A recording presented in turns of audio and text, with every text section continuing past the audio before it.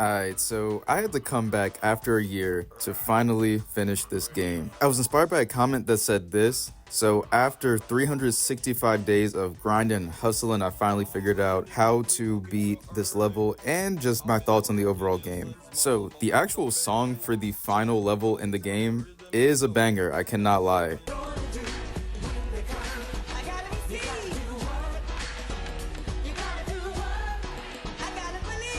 And with this level, I learned a few mechanics of the game, which I didn't realize in my first playthrough. The first of which is the timing of the button presses. Basically, just press the button on the marker right before the button on the actual screen. And as I played through the last mission, that was honestly it as far as the intricacies of that button timing. The hardest part is just the speed at which the icon goes across the screen and just memorizing where the buttons will be on that layout. Second thing I figured out is the freestyling. There are these stars on the grid in between buttons, and I think you just press a button in that place with the same timing as the regular button presses in order to essentially freestyle or remix any of the songs.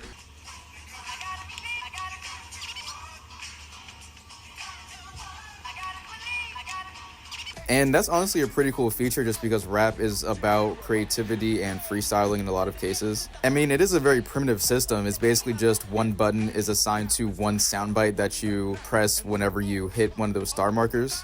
But still pretty cool, not gonna lie. And with that, we can finally see what the actual ending is, where it's kind of vague. I guess everyone is happy and impressed by this stage performance, Parappa's amazing freestyling skills. So they all celebrate by going to a movie and watching a riveting film all about...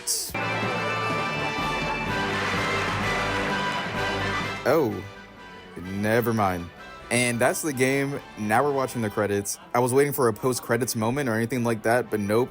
Just kicks you out, asks you to save, and loops you right back in front of the beginning of the game. No unlockables or anything like that to my knowledge unless I'm mistaken. And that is Parappa the Rapper. Overall, a pretty funny and interesting game. I think once you play it one time and beat it, you don't really need to come back to it unless you're really hooked on these songs. Which again, I'm only gonna speak facts. Some of them are pretty fire. But yeah, now I will be on the hunt for the sequels, so we'll see how that goes.